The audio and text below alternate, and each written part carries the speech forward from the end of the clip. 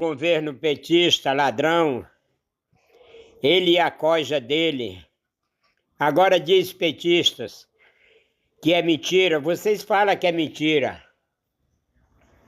Porque vocês não lêem, não acompanham as notícias.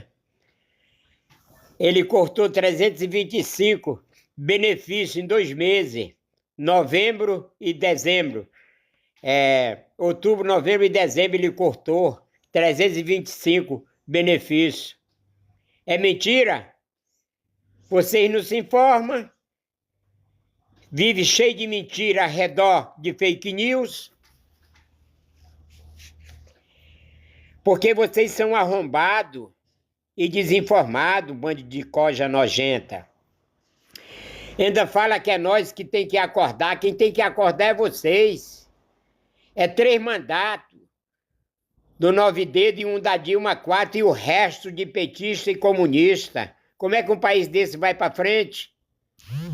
Ainda mais de um cara que só vive bêbado, só pensa no bolso dele e afundar o Brasil como está em 10 trilhões no governo. Em 4 anos de governo, o Bolsonaro furou o teto em 795 bilhões de reais. Eu vou repetir, bilhões de reais. Porque aí eu vou repetir para o Daniel... Ele não furou, ele arrombou o teto.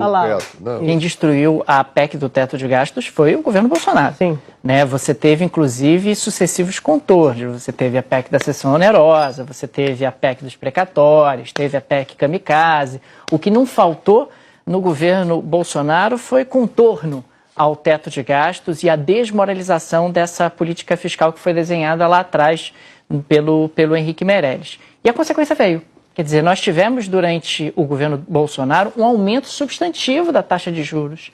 Tivemos um crescimento muito fraco, tivemos um aumento da taxa de câmbio, tivemos alimentos caros, tivemos uma inflação particularmente pesada sobre os mais pobres, que acabam sofrendo justamente com o aumento do dólar e todos os produtos associados a essa dolarização, muitos deles produtos básicos na cesta básica. A grande pergunta é, a gente quer repetir isso?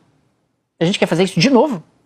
A gente sabe que o governo Bolsonaro foi um desastre. A gente sabe quais foram as consequências justamente dessa desmoralização da política fiscal. O teto de gastos acabou. Precisa ser desenhada uma nova baliza fiscal, um novo arcabouço fiscal.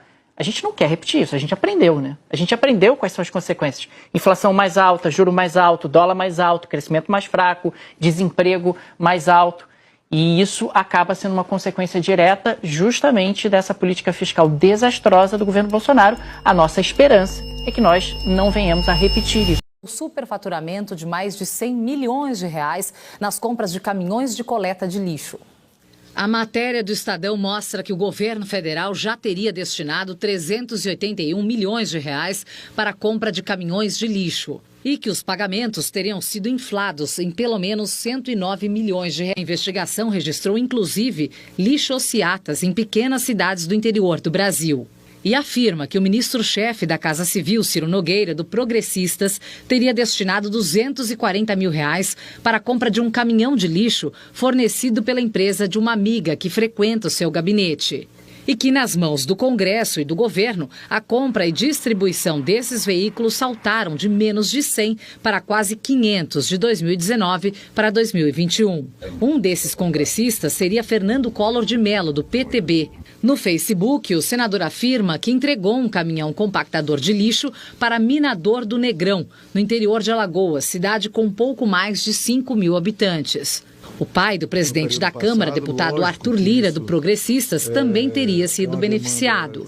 Benedito de Lira, prefeito de Barra de São Miguel, Alagoas, publicou em uma rede social ter recebido a doação de um caminhão de coleta de lixo. Possibilidade de responsabilização criminal por dano ao patrimônio público da União, ou mesmo no caso de fraude à licitação. Como também a necessidade, a possibilidade de ressarcimento da União pelos danos causados com esses desvios. Qual o peso de uma ação como essa num ano eleitoral?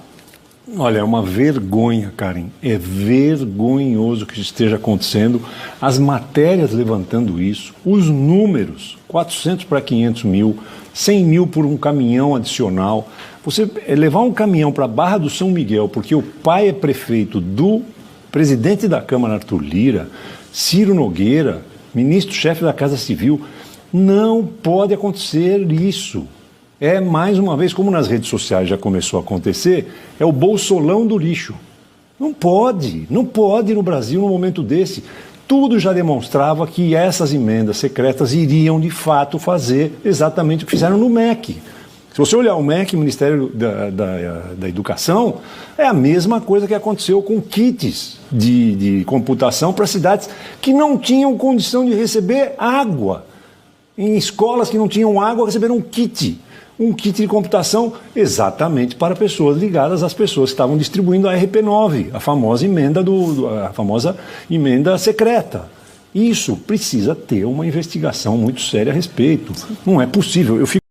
A história das emendas parlamentares teve mais um capítulo hoje. A Advocacia Geral da União recomendou ao governo que mantenha bloqueado o pagamento de mais de 4 bilhões de reais em emendas de comissão da Câmara. E o ministro Flávio Dino, do STF, ampliou a decisão do bloqueio também para as emendas de comissão do Senado. Assim como fez com a Câmara, Dino cobrou explicações ao Senado sobre as emendas de comissão da Casa.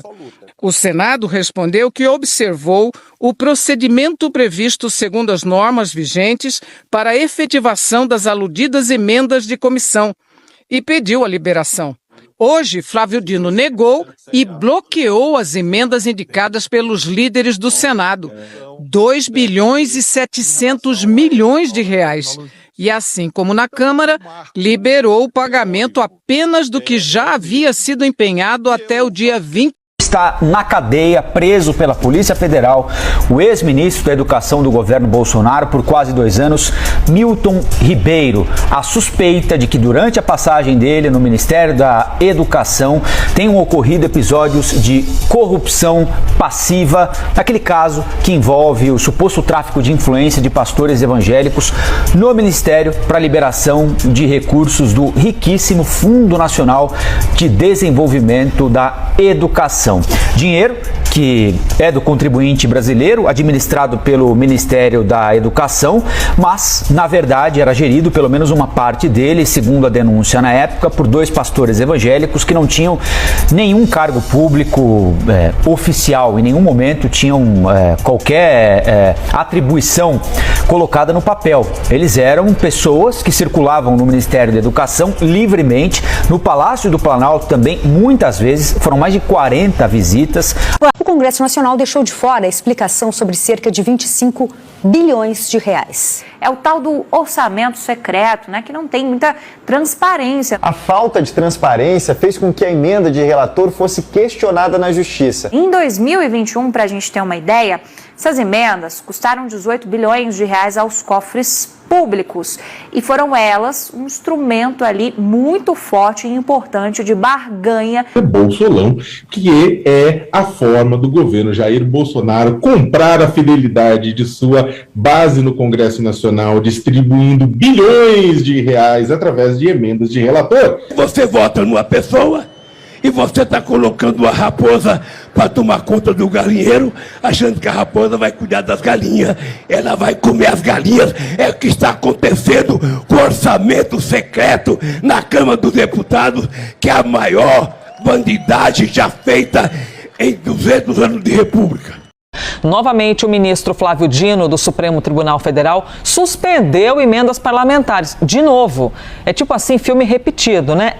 Só que desta vez diz respeito especificamente a um montante desse dinheiro. Esse bloqueio é em cima de dinheiro que vai para as ONGs, as organizações não governamentais, que fazem, Isabel Mega, na nossa sociedade, um baita trabalho, né? Eu costumo dizer que onde você tem, que as ONGs ocupam a lacuna que não é ocupada pelo poder público. Então, você tem muita gente fazendo um baita de um trabalho sério, importante, amparando a população e todo mundo, principalmente os que estão menos providos de uma boa condição financeira.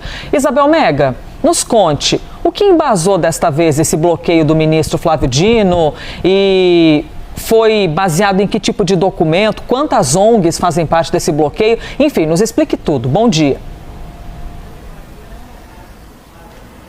Explico sim, Elisa. O primeiro nos conte aqui de 2025, né? Feliz ano novo para você, agora que a gente está se encontrando neste ano, e para toda a nossa equipe também, que sei que tem muita gente que está retornando ao trabalho neste sábado. Elisa, essa foi a primeira decisão também do ministro Flávio Dino neste ano de 2025, mirando um relatório que ele mesmo pediu à Controladoria Geral da União para que fizesse uma espécie de inspeção em relação à atuação de ONGs via emendas parlamentares. Então, de 26 ONGs que foram analisadas pela Controladoria Geral da União, metade, 13 ONGs, apresentaram problemas e são elas o alvo dessa recente decisão do ministro Flávio Dino. O que significa dizer é que elas não cumpriram as regras ali de transparência em relação ao uso e ao recebimento desse dinheiro que foi repassado via CGU, a Controladoria Geral da União. De acordo com o órgão, né,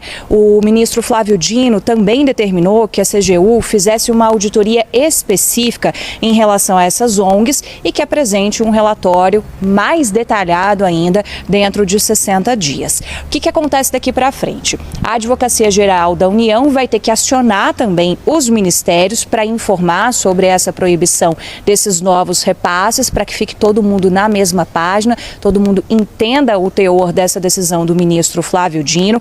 E um outro ponto que também é bastante relevante é que, em relação a 9 ONGs, o ministro Flávio Dino determinou que também sejam analisadas, apresentar informações de forma incompleta. Então, elas não estão ali no ponto da suspensão, mas elas também não apresentaram tudo o que deviam. E aí também estão na mira dessas decisões do ministro Flávio Dino, porque estão faltando alguns dados e elas vão ter que apresentar isso dentro de 10 dias, segundo o ministro Flávio Dino. Essas 13 ONGs que a gente menciona, que foram alvo dessa suspensão do envio de verbas, Elisa, elas também vão ser inscritas em cadastros para que elas possam ser consideradas entidades inidôneas e impedidas de celebrar convênios ou de receber repasses da administração pública. Então, elas vão ter que regularizar toda essa situação para que tudo fique muito bem acertado. Chama atenção porque o ministro Flávio Dino terminou o ano de 2024, ali no 31 de dezembro, com decisões a respeito da situação das emendas, mas eram repasses autorizados para cumprimento do piso constitucional da saúde, utilizar o dinheiro dessas emendas, são cerca de 370 milhões de reais.